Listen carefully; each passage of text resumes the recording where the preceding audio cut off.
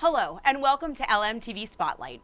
LMTV Spotlight shines a light on the people, places, and organizations that help make Lower Merion what it is today.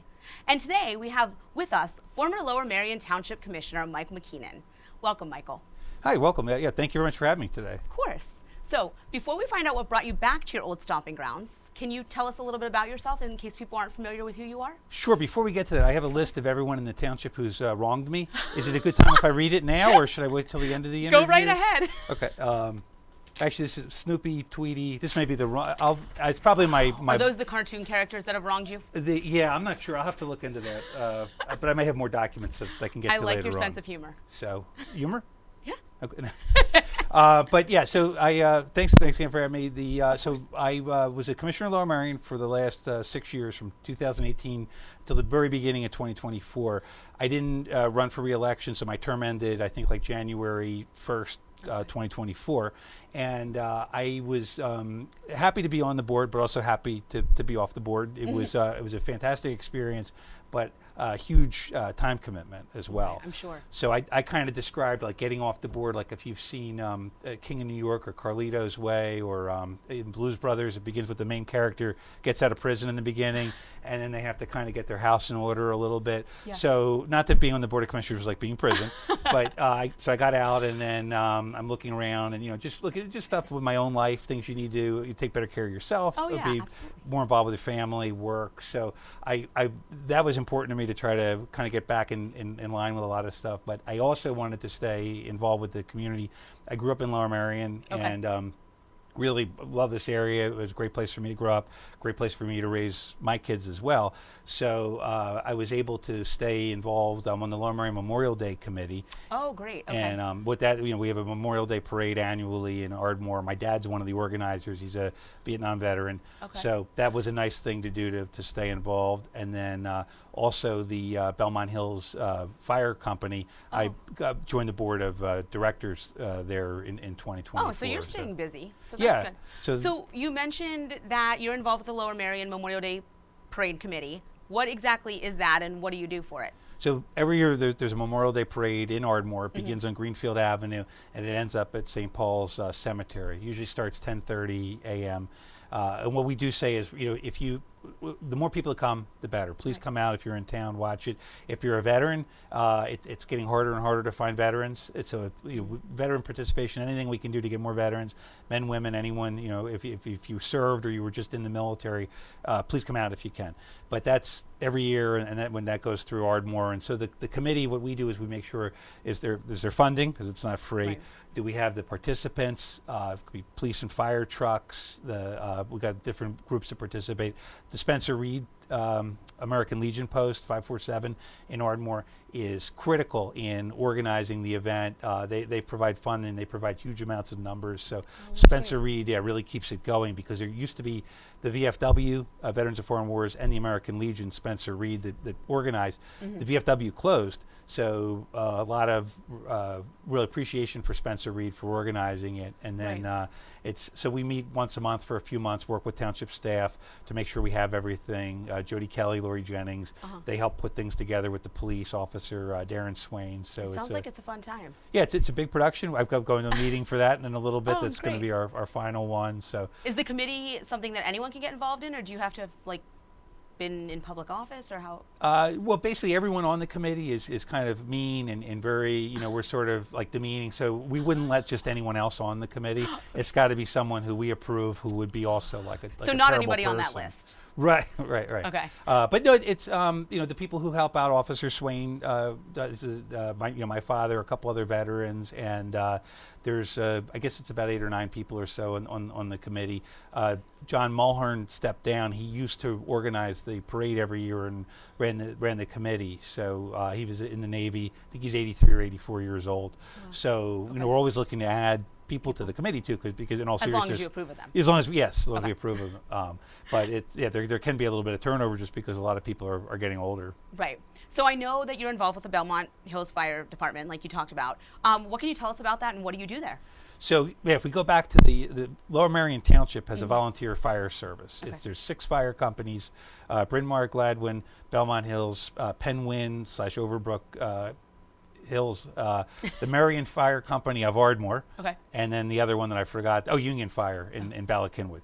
So those are the 6 volunteer fire companies that cover all Lower Merion. Also, Narberth is a borough inside Lower Merion, so that's also the 7th company there. Okay. So that fire service, even though it's volunteer, there are a few full-time firefighters, Mm-hmm. but it's largely volunteers. And the Belmont Hills one started in 1919. Wow. It's been a huge institution for the community. Mm-hmm. Lots of Belmont Hills residents have been members of it and continue to be. That's so it's and it's on 4 South Washington Avenue is the physical address.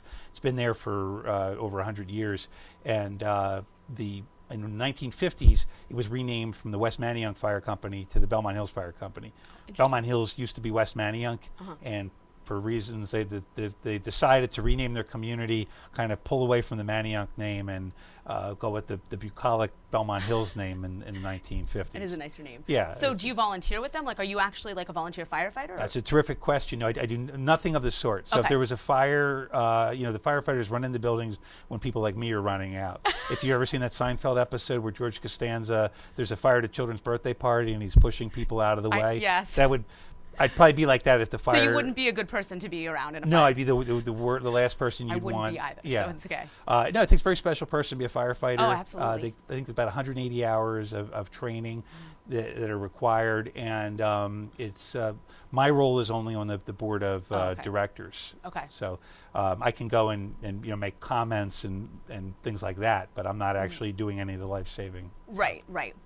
So doesn't Belmont Hills also cover parts of I-76 too? Right. If you're looking at the map, it'll show basically that north central part of Lower Merion Township is the Belmont Hills area, and then the very north of that is the expressway. Okay. So they cover, I think, mile markers 331 to 339. Oh, wow. And that's like the Wild West because all sorts of accidents in the middle of the night. You can get drunk drivers out there. It can be that's very, very challenging. Yeah. So that's one of their major areas is the expressway. Okay. But then also parts of Penn Valley, all of Belmont Hills, Ballackinwood in the College Park area where I live. I'm not sure if my house was set on fire, if they'd put it out right now. If I do a good job, maybe. So I'm sure they would. It's questionable at this point. But and then also the Rock Hill Road area, and there's a big senior living center there that they have to cover as well. Okay. They're Company 22, so they have a ladder, a rescue, and I think a squad truck. So they have 3 different fire trucks there. I also understand that the Belmont Hills Fire Department was having some issues. Is that Yes. still? Okay. So the for the last few years, there had been declining membership, and that's very difficult because when there's a fire, you need to fill up the trucks, get enough trucks out there, and really on the expressway, you just want Belmont Hills trucks out there so they can coordinate with each other, and you want to make sure you have enough people to fill up those 3 trucks. Right. Due to attrition and people leaving over the last few years, they were having trouble filling up one truck to respond to a fire. There were down to about 11 full-time staffers, and what I was told is sort of the same 4 or 5 people were putting out, were the only ones showing up. So it had gotten to be really bad. In the end of December, 7 firefighters walked off at the end of the year.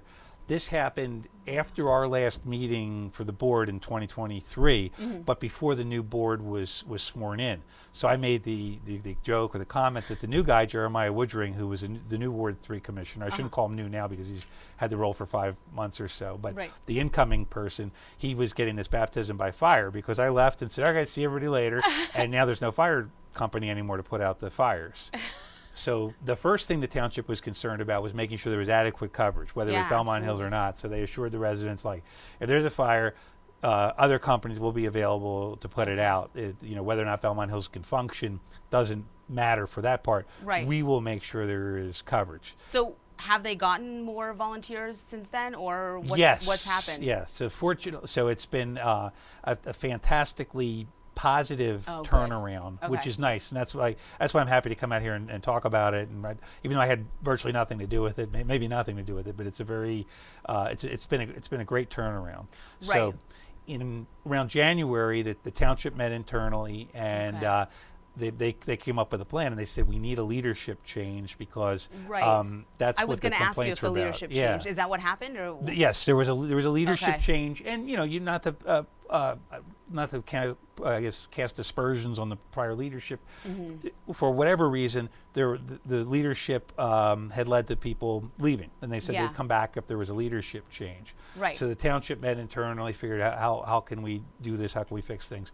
So it was decided that the township would come and meet with the board of directors and work out a plan. Okay. I wasn't at the plan, or at the meeting. Dan Bernheim was one of the commissioners in Lower Merion, chairs the fire committee. I understand he went down there. The stories that I heard, they made Dan sound kind of like Darth Vader, and then he had come into this meeting with a bunch of his bounty hunters, and was like kind of using Jedi mind tricks or whatever the Darth Vader mind tricks on the people. And I'm sure that's not what happened, but it was funny hearing people talk about it, like exactly. It was so like that's what happened, right? Yeah. Right. So Darth Bernheim came into the meeting and told everyone there would be a leadership change. Okay. But it was a leadership change that the community really desperately wanted. Oh, yeah. That the community supported. So it wasn't like this is what the township's idea. The township was really doing what the community had been demanding, and this is what you want your elected officials to do: listen and take action. Did any of the firefighters that had left come back? Yeah, so they were down to 11 staff, I was told, at the end of December, with only 4 or 5 showing up. And they're up to about 35 or 40 that's great. now. So now they can fill all their trucks. Dozens of people came back, Well, I hate to interrupt you, and you're a wealth of information, but we have to take a break. When we come back, we'll talk more about the Belmont Hills Fire Company with former Lower Merion Township Commissioner Michael McKeon. Stay with us.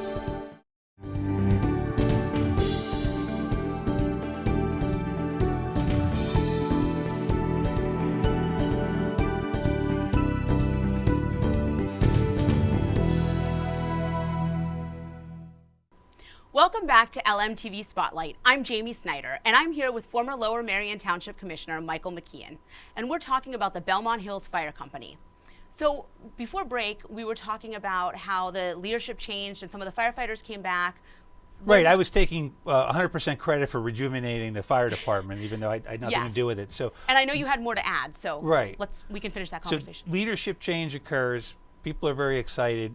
We're back to about 35 to 40 firefighters, which is possibly the highest number ever. Yeah. There was also a women's auxiliary that existed decades ago.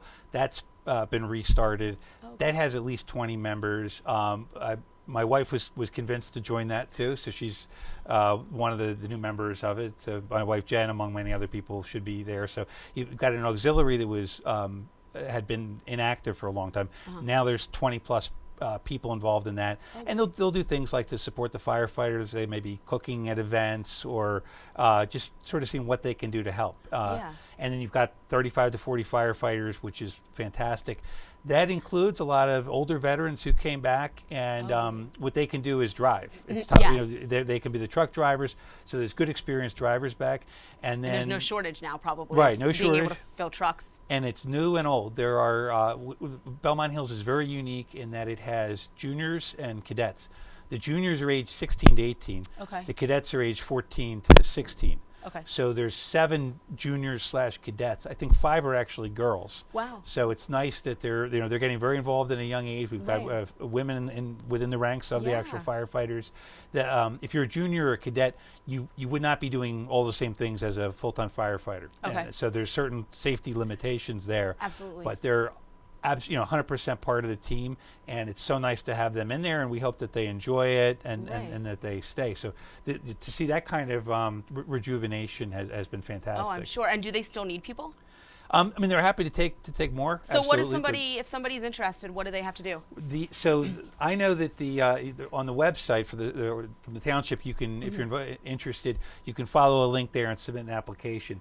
It's https://joinlmfd.org /. So that's one of the ways that you can join. Some people will also call the firehouse too, and ask questions that way, which is another good way. The firehouse number is, and we'll see the graphic down here. Right? 610-664-9185. Okay. Don't ask for me, but because I'm not going to be there. But somebody else who's qualified can probably help.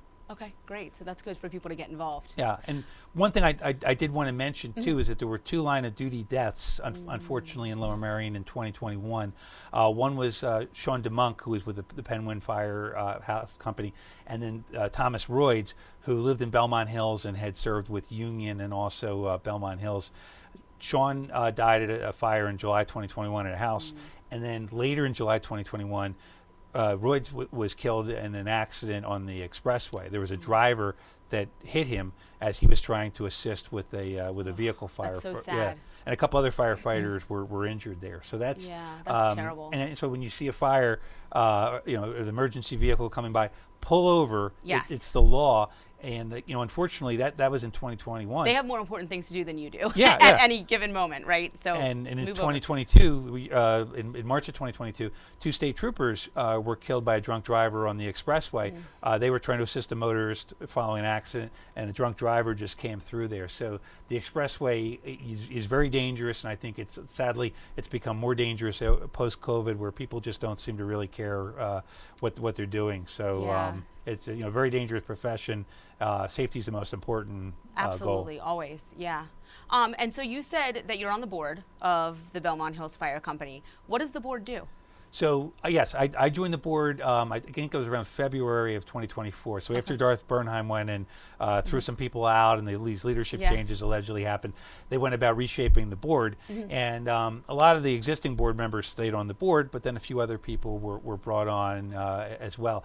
And the board really sits there to support the fire company. They meet usually once a month, and we work on issues like the budget, and then for our budget, are we putting money into fixing the building, getting firefighter equipment, organizing, say, training sessions, legal issues. It could be a contract with full-time firefighters. So there's all sorts of different committees.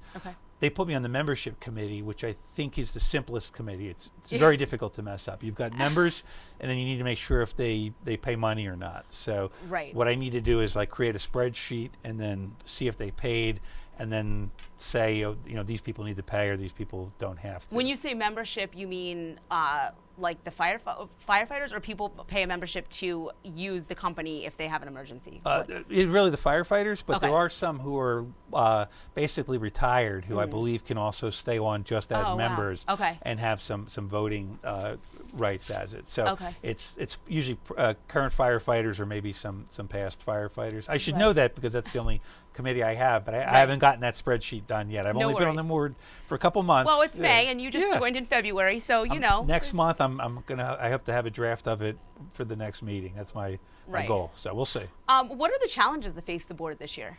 I think that the biggest and the most immediate one was really making sure that that guys and gals came back to the fire department, and that happened. So now we worry about safety, morale, making sure they have the right equipment, and make sure the building gets basically improvements, repairs, because the township was a little worried that fire department might fail, and it's tough to put good money after bad. So a lot of the money that was put into our annual budget and our capital improvement plan, the money was budgeted, but the actual repairs weren't occurring because of all the questions that we had. So now we've got the green light to go fix the building, and the HVAC system needs repairs. There's talks about just even like the apron where vehicles pull in. There's a lot of security, stuff like that needs upgrades. So we're trying to make sure that they get the money that they need from the township or other funding sources.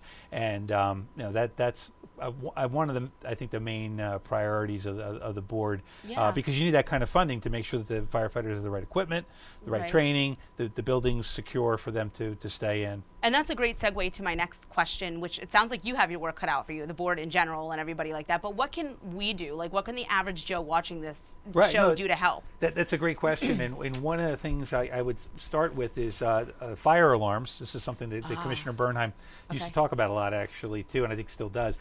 False alarms are really a crazy problem throughout the township. I think I'm sure. About 50% of the responses are for false alarms. Wow. So if you look at the statistics for the firefighters, and these are all available on the township website, like in the annual report, last year Belmont Hills was called out to 420 responses. So more of it's about 1.5 a day. Could be 5 in a day, and it might not be any another time. But of those, there were actually only 19 fires there were over 100 for medical emergencies and very serious events where you're there assisting. But only 19 fires, but 74 false fire alarms. Wow. So for everyone to get out there on the truck, drive out, it's a morale killer. You show up and it's another false alarm. So you want to make sure that your alarms are installed properly, that they're tested. Okay. Dust can set off alarms, so make sure your area, you don't have too much dust near the alarm. We had a spider get into our fire, like one of our fire alarms once, and set it off. And then the fire company showed up, and This was when I was a little kid. It wasn't recently. Oh, so it's your parents' Well, at least fault. maybe that's what my mom told me to. Right. Who knows? But anyway. Yeah, that's the thing. So if if you've got malicious spiders near the alarms, exactly. you may want to tell them not to set off the alarms. Exactly. But that's a big thing, is just watching your alarms. And like I said earlier, when the firefighters are trying to respond to an emergency, or even if it's a police officer, get out of the way. Pull over for them. Yes. And if you happen to be driving by them, switch over a lane if you can, because it's very, very dangerous. So these are things that people can do. I think they immediately assume, should I donate money? Like, right. That can help. But there's also things that are really important. If they have less false alarms, if their job is safer, that makes it a lot easier to do that. But also, you can also follow the Belmont Hills Fire Department on Facebook. Okay. They have over 2,300 followers. So I think the link, hopefully it's down here for anyone to see it. But that has photos of the responses. You can see what they're doing, keep up with it. It's a really good way, I think, to stay informed about things going on in the community. And sort of support the fire department by being just aware of what they're doing. Right. Is there a specific interval you recommend people check their fire alarms at, or how often? I mean, usually we don't, knock on wood, have false alarms, but ours start chirping and we're like, oh, got to change the battery, but really delinquent with it before that, Yeah, like if you were talking to an actual firefighter who knew what he was talking about, they may say, oh, here we have with the intervals, but I would just say make sure it's professionally installed, and and when you go through that process, you can check to see. You can also contact the fire department and say, hey, here are my concerns about my fire alarms. Is there anything more I can do? Should I have someone test it? Sometimes, especially when people move in and out of homes, it comes up a lot to make sure that there's. So is that something that a lot of fire companies do? Will they come out and test yours for you, or is there someone you can call to do that? I believe the fire department should be able to do that. I don't know, in terms of ordinances, if they're compliant or not. I've had that question come up, and that's something the fire department really can't give you an opinion about whether or not you're in compliance. But it's certainly worth a call to ask around and check if it's something you're concerned about, because anything to reduce the fire alarms is a really a big issue. Absolutely. So. Yeah. Are there any other suggestions? No, I mean, I think that's, respect the fire department, respect these first responders, and kind of come out and do it. And that's the reason that I got really involved in it. All kidding aside, I have no idea how to put out a fire. Our neighbor, when I lived on Conshohocken State Road, we would see this guy leave the house like Batman at midnight or so. There'd be a fire. He'd get in his car. The little blue light would go on. He'd zip out to the fire station, and then they have to get there quickly. Yeah. Then get on the truck, because response time is critical. It's crucial, yeah. Right. And you would just see that and say, oh, it's so impressive. I'm sitting here getting hammered watching the History Channel at 11 o'clock at night, and then there goes Greg to go and put out a fire and save somebody's life. So it's very, I just have a lot of respect for what they're doing, and I'm just trying to help a little bit. And it's nice to see that even though I left it kind of a blazing fire at the end of December with everybody leaving. No pun intended. Right, no pun intended, yeah. That things are, I think, really going in the right direction. So yeah.